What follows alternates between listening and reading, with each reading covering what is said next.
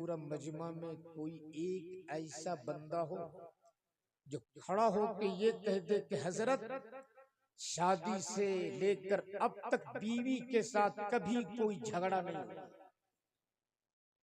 जरा देख लीजिए तो। अच्छा जरा आप लोग भी इधर देख लीजिए तो। मुतमईन रहिए, मैं भी महफूज नहीं हूं। अरे हजरत आजकल घरवालियां पीर को पीर मानने को तैयार नहीं तो मौलवी को मौलवी क्या समझेगी? एक पीर साहब थे, जमाना पीर मानता था, उसकी घरवाली उसको नहीं मानती थी। मुरीदों ने शिकायत की, हुजूर जमाना आपको पीर मान रहा, आपकी घरवाली तो आपको मानती नहीं है। तब पीर साहब ने सोचा अब कोई करामत दिखानी पड़ेगी। निकले घर से पीर साहब और ऊपर हवा में उड़ने लगे। हवा में उड़ते उड़ते अपने आंगन के ऊपर चक्कर लगाने लगे। सुबह सवेरे का वक्त था, बेगम आंगन में झाड़ू दे रही थी, नजर पड़ गई ऊपर। बोल पड़ी मेरा शोहर फेंकता है सिर्फ कि मैं पीर हूँ पीर हूँ। पीर तो आज मैंने देख लिया ऐसा पीर होता है। पीर साहब कुछ दूर उतरे, घर आए, बेगम बरस पड़ी। अजी आप तो झूठे बोलते हो कि पीर हूँ पीर हूँ, पीर तो आज मैंने देख लिया। पीर साहब ने कहा तूने मान लिया ना वो पीर थे? बोले बिल्कुल मान लिया वो पीर थे। बोले 100% तूने मान ली ना वो पीर थे? बोले 100 नहीं 110% मैंने मान ली वो पीर थे। जब पीर साहब को यकीन हो गया कि बेगम मान चुकी है, तब धीरे से बोले अरे पगली वो मैं ही था। तब बेगम बोली अच्छा इसीलिए तो आप टेढ़े टेढ़े उड़ रहे थे। भैया जमाना मान लेगा, ये बला नहीं मानने वाली।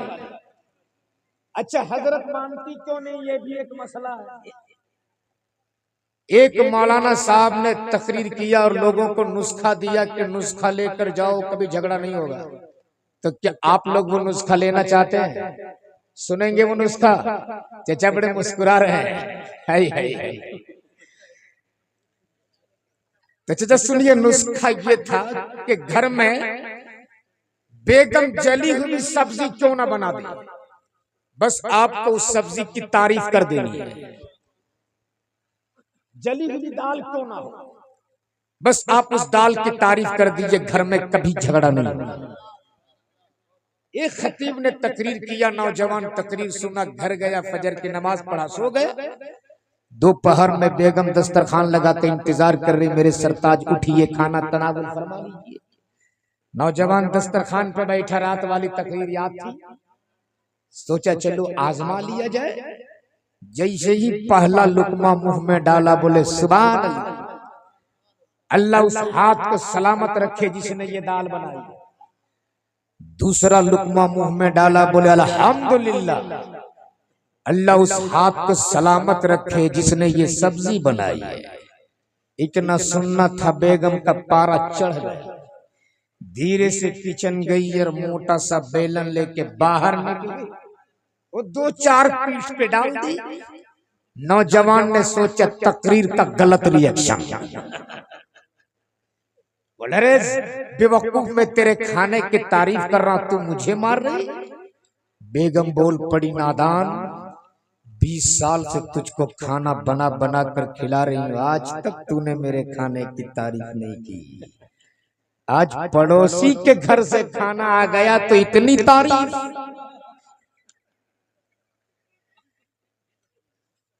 तो जमाना मान लेगा, ये घरवाली आपको नहीं मानेगी। अब जरा पढ़े लिखे लोगों की थोड़ी देर के लिए तवज्जो। हजरत मौला अली और सैयदा फातिमा में झगड़ा नहीं, तवज्जो चाहो, झगड़ा नहीं, बातों बातों में कुछ बात हो गई। सैयदा फातिमा को दिल में थोड़ी सी तकलीफ पहुंची, और जब ससुराल में किसी बेटी को तकलीफ पहुंचती है तब उसको बाबा का प्यार याद आता है। जब किसी बहन को तकलीफ पहुंचती है तब भाई की मोहब्बत याद आती है। सैयदा फातिमा को याद आ गए मुस्तफा, और सैयदा फातिमा ने सोचा बाबा का चेहरा देख लूंगी, दिल में जो तकलीफ पहुंची है वो दूर हो जाए, इसलिए कि मुस्तफा का चेहरा वो चेहरा है, अगर बीमार देख ले तो शिफा पा जाए, मरीज देख ले तो सेहतमंद हो जाए, दुखियारा देख ले तो सुख पा जाए, अभागन देख ले तो मुकद्दर का सिकंदर हो जाए। सैयदा फातिमा ने सोचा बाबा का चेहरा देख लूंगी, दिल में जो तकलीफ पहुंची है दूर हो जाए। निकली है सैयदा फातिमा मौला अली के घर से और सीधे नबी के दर पर। अगर बेटियों के बाप बैठे हो तो बहुत तवज्जो से सुनना मेरी कौम की बेटियों, आप भी। जैसे ही सैयदा फातिमा नबी के दर पे पहुंची, नबी कौनैन के घर का दरवाजा बंद है, सैयदा फातिमा ने कुंडी बजाई, अंदर से आवाज आती कौन कौन? सैयदा फातिमा ने कहा बाबा आपकी बेटी फातिमा। नबी रहमत फरमाते कौन फातिमा? क्या कहा? कौन फातिमा? उस फातिमा के बारे में मुस्तफा पूछते कौन फातिमा जिसकी अज़मत तो शान तो ये कल महशर की भीड़ में जब सैयदा फातिमा की सवारी गुजरेगी तो एक नेता देने वाला नेता देगा, एक आवाज देने वाला आवाज देगा। ओ मैदान महशर वालों अपनी अपनी निगाहें झुका लो, नबी की बेटी फातिमा की सवारी गुजरने वाली है। जिंदाबाद जिंदाबाद। जोर से बोल, जोर से बोलिए। कौन फातिमा? तब सैयदा फातिमा ने कहा बाबा हसन की अम्मी फातिमा। मुस्तफा जाने रहमत फरमाते कौन हसन? कौन हसन? बाबा हुसैन की अम्मी फातिमा। नबी रहमत फरमाते कौन हुसैन? आज उस हुसैन के बारे में मुस्तफा पूछ रहे कौन हुसैन जिसको कांधे पर बैठा कर मुस्तफा मदीने में घूमते रहे। जोर से उस हुसैन के बारे में पूछते कौन हुसैन जिसका लब मुस्तफा चूमते रहे। उस हुसैन के बारे में पूछते कौन हुसैन जिसकी अजमत और शान खुद मुस्तफा ने बयान किया। अल हुसैन मिन्नी वाना मिन अल हुसैन। अरे बोल जोर से कौन हुसैन? तब सैयदा फातिमा ने कहा बाबा अली की बीवी फातिमा। अरे बोल दो जोर से। अब सुनना, अगर बेटियों के बाप बैठे हो तो सुन। मेरे मुस्तफा ने फरमाया था बेटी लौट जा। क्या कहा? बेटी लौट जा, बेटी लौट जा, और इस घर का दरवाजा तेरे लिए उस वक्त तक बंद है जब तक तेरे साथ तेरा शौहर मौला अली मुश्किल कुशा ना आ जाए। कब बोलोगे? जोर से बोल दो। लेकिन आज हमारे यहाँ का माहौल क्या है? अगर हमारी बेटी दामाद में जरा सी अनबन हो जाए तो मोहल्ले के 10-12 बड़ा बड़ा पेट वाला टकले किस्म के लोग, यानी सर में जिसका एक भी बाल नहीं वही गांव का मुखिया होता है, 2000 रुपए ऊपर वाली जेब में, 500 रुपए साइड वाली जेब में, 200 रुपया ये तो तेल खर्चा। और ये जालिम जाते इंसाफ करा, ये इंसाफ तो नहीं करके मामला मुकम्मल साफ जरूर कर देता है। फिर होता क्या है? फैसला पंचायत, कोर्ट, कचहरी, अदालत, नौबत, तलाक। बोलो सही के गलत है? अरे जोर से बोल, सही के गलत है? लेकिन मेरे नबी फरमाते बेटी लौट जाओ, इस दर पे तुम उसी वक्त आना जब तेरे साथ तेरा शौहर मौला अली मुश्किल कुशा आ जाए। लौट गई सैयदा फातिमा। इधर मौला अली मुश्किल कुशा अपने घर पहुंची, देखे फातिमा नहीं है, दिल तड़प गया। और मौला अली ने सोचा मेरी बातों से मेरी फातिमा का दिल टूटा होगा, मेरी फातिमा गई होगी अपने बाबा के दर पर, मेरी फातिमा गई होगी अपने बाबा के चौखट पर। ढूंढ चले मौला अली अपनी बीवी फातिमा को। इधर से सैयदा फातिमा नबी के दर से निकलकर अली के घर के तरफ, उधर से मौला अली अपने घर से निकलकर नबी के दर के तरफ। बीच रास्ते में दोनों की मुलाकात हो जाती है। अब जैसे ही दोनों की मुलाकात हुई, मौला अली ने ये नहीं सोचा कि मैं फातिह खैबर, मौला अली ने ये नहीं सोचा कि फातिमा मेरी बीवी है, मैं सैयदा फातिमा का शौहर। सैयदना मौला अली मुश्किल कुशा ने आगे बढ़कर सैयदा फातिमा को सलाम कर दिया। जोर से बोल दो, झगड़ा खत्म, झगड़ा खत्म। इसलिए मेरे नबी ने फरमाया सलाम को आम करो, और दुनिया में जो पहले सलाम करेगा जन्नत में वो पहले दाखिल किया जाएगा। आपके घर में भी अगर कभी कोई झगड़ा हो जाए तो सिर्फ सलाम कर देना, बड़ी नेक होती है ये हजरत। देखना कभी ये रोटी बना रही, सिर्फ मोहब्बत से सलाम कर देना, उस रोटी में फौरन वो घी डाल के उसको पराठा बना देगी। सलाम को आम करो। आज तारीफ बिल्लाह के उर्स में आए हो, यहां से पैगाम लेकर के जाओ, यहां से उठो तो ये पैगाम लेकर के उठो। आप सुबह निकलते हो कमाने के लिए, शाम को अपना घर वापस लौटते हो, दरवाजे पे तेरी अम्मी मिले उसे भी सलाम करो, तेरे अब्बा मिले उसे भी सलाम करो, तेरे छोटे छोटे बच्चे मिले उसे भी सलाम करो, तेरी बीवी मिले उसे भी सलाम करो।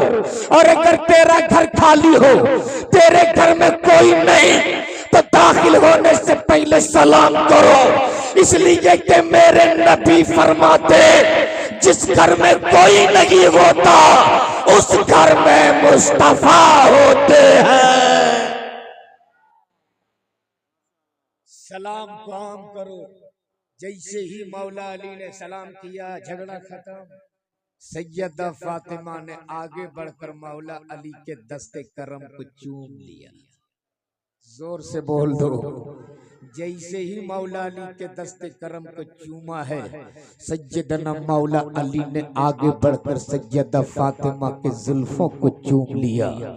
जैसे ही मौला अली ने फातिमा के जुल्फों को चूमा है, तड़प गई फातिमा और बिलक बिलक के रोने लगी और रो रो के अर्ज करने लगी, अली मैं गई थी अपने बाबा के चौखट पर, मैं गई थी अपने बाबा के दर पर, मेरे वो बाबा जो मुझसे बेपनाह मोहब्बत करते हैं, मेरे वो बाबा जो मुझको चूमते भी हैं, मुझको सूंघते भी हैं। जब मैं दरवाजे पे पहुंची तो आज मेरे बाबा ने मुझ पर मेरे घर के दरवाजे को बंद कर दिए। मौला अली ने सैयदा फातिमा का हाथ पकड़ा, तसल्ली दिया और फरमाते फातिमा घबरा मत, अब चल दो। वाह, जोर से बोल, क्या कहा? अब चल दो। आगे आगे मौला अली, पीछे पीछे सैयदा फातिमा, आगे आगे हसन के अब्बा, पीछे पीछे हुसैन की अम्मी, आगे आगे फातिह खैबर, पीछे पीछे खातूने जन्नत। दोनों मुस्तफा के दर पे हाजिर। नबी करीम का घर का दरवाजा बंद।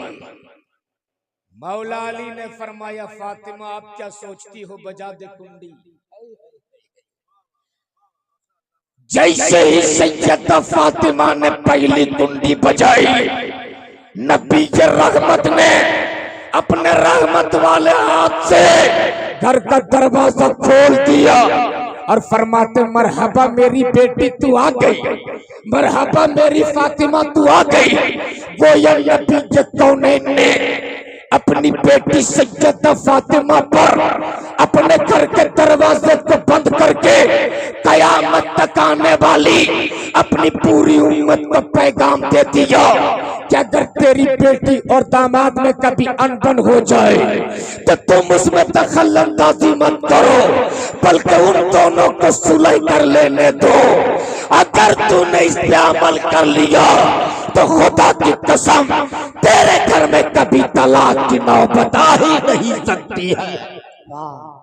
जिंदाबाद। लेकिन आज हमारे यहाँ का माहौल तो ये है कि अगर जरा सी ससुराल में बेटी को तकलीफ हो जाए, आजकल तो बेटियों के पास बड़ा वाला मोबाइल है, सिर्फ उंगली घिसती है कान के पास ले जाकर, अब्बू, बाप भी कम नहीं है, बोलता बेटी घबराना मत, अब भी आता हूं, उसके घर का खूंटा खंबा सब उखाड़ के रख देंगे। याद रखना, इससे अपनी बेटियों के घर आप सुधार नहीं रहे हो, घर बिगाड़ रहे हो। मेरे नबी ने मौला अली का हाथ पकड़ा, अंदर लेकर गए, बैठाए, और बैठाने के बाद मुस्तफा ने फरमाया, अली, मैंने अपनी बेटी फातिमा को बाप का प्यार भी दिया है, माँ का ममता भी दिया है, मत रोने देना मेरी फातिमा को अली, इसलिए कि जब मेरी फातिमा रोती है तो मुझको तकलीफ होती है। ये समझाने का अंदाज है। आज मेरी कौम की बेटियां बैठी हैं, एक पैगाम लेकर जाओ, हर घर में सास बहू का झगड़ा होता कि नहीं होता है? सास बहू का झगड़ा होता है ना? मेरी कौम की बेटियों, एक नुस्खा आपको भी दे रहा हूं। जिस दिन घर की बहुएं अपने सास और ससुर को माँ बाप का दर्जा देना शुरू कर दे, और जिस दिन घर के सास ससुर अपनी बहू को बेटी समझना शुरू कर दे, उस दिन उस घर में झगड़ा नहीं बल्कि वो घर जन्नत का नमूना बनता हुआ नजर आएगा। लेकिन हजरत, माहौल तो ये है कि अगर बेटी ससुराल में खुश है तो मत पूछिए, माँ जाती है इमाम साहब के पास, हजरत बड़ा अच्छा दामाद मिला है, और अच्छा नहीं हीरा मिल गया, हीरा। हजरत दुआ कीजिए, मेरी बेटी बहुत खुश है, इतना अच्छा दामाद है कि एक के दस्तरखान पे बैठा के साथ में खिलाता है। और अगर घर में वही बेटा बहू के साथ खाना शुरू कर दे तो फिर उसी माँ के सीने में सांप लौटने लग जाए। फिर वही माँ जाती है इमाम साहब के पास, हजरत कोई ताबीज दे दीजिए ना, मेरा बेटा बदतमीज हो गया है, किसी की शर्म नहीं, बहू के साथ एक के दस्तरखान पे सबके सामने खाता है। और हजरत मुझको तो डर लग रहा, अभी कल परसों ससुराल से आया है, लगता है उसके सास ससुर ने वहां कुछ खिला दिया है। यानी अगर बेटी खुश है तो माँ खुश, अगर उसी घर में बहू खुश है तो उसी सास को तकलीफ होने लगी। इसलिए मेरी कौम की बेटियों, जिस तरह तेरी बेटी बेटी है, उसी तरह तेरे घर जो आई है वो भी किसी की बेटी है। जिस तरह तेरी बेटी माँ की ममता को छोड़कर, बाप की मोहब्बत को छोड़कर, भाई का प्यार छोड़कर जिस आंगन में 18 साल 20 साल अपनी जिंदगी गुजारती, उस आंगन के खुशबुओं को छोड़कर तेरे घर आती है, बेलोस तेरी खिदमत करती है, बेलोस तुझसे मोहब्बत करती है। इसलिए खुदा के वास्ते किसी की भी बेटी को तकलीफ मत देना, इसलिए कि बेटी एक की नहीं होती, बेटी तो पूरे समाज की बेटी होती है। इसलिए मैं हाथ जोड़ के कहूंगा, खबरदार खबरदार किसी बेटी को तकलीफ मत देना। इसलिए कि नबी के रहमत ने फरमाया, बेटा तेरे लिए नेमत है, बेटी तेरे लिए अल्लाह की रहमत है। और यही बेटी जब तक बाप के घर में रहती है रहमत, ससुराल चली जाती है तो ससुराल वालों के लिए जीनत।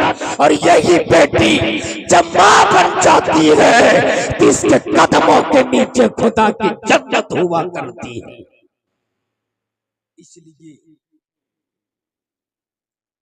अपनी औलादों को अच्छी तालीम के साथ साथ अच्छी तरबियत दो। वक्त बड़ी तेजी के साथ सफर कर गया। मेरे बाद मेरे भाई शमशाद हैदर साहब की नात खानी आपको समाप्त करनी है। इंशाल्लाह फिर जिंदगी ने वफा की तो गुफ्तगू होगी। बस आखिर एक वजीफा अपने जिंदगी में बना लो और ये दुआ हमेशा सुबह शाम करना कि मेरे मालिक हम जब तक जिए गुलाम मुस्तफा बनकर, बोल दो आमीन। दम तोड़े तो गुलाम मुस्तफा बनकर, कब्रों में लेटाया जाऊं तो गुलाम मुस्तफा बनकर, मैदान कयामत में उठाया जाऊं तो गुलाम मुस्तफा बनकर। हम रोज कहते हैं कि हम उनका गुलाम हैं। कभी तूने रहम आएगा, कभी तूने तरस आएगा, कभी तूने ख्याल आएगा। हम रोज कहते हैं कि हम उनका गुलाम हैं। जिस दिन मदीने वाले मुस्तफा ने कह दिया कि ये मेरा गुलाम है, उसी दिन हमें निजात का परवाना मिल जाएगा। जिंदगी सहबत यार बाकी। खुदा हाफिज। अस्सलामु अलैकुम व रहमतुल्लाहि ताला व बरकातहू।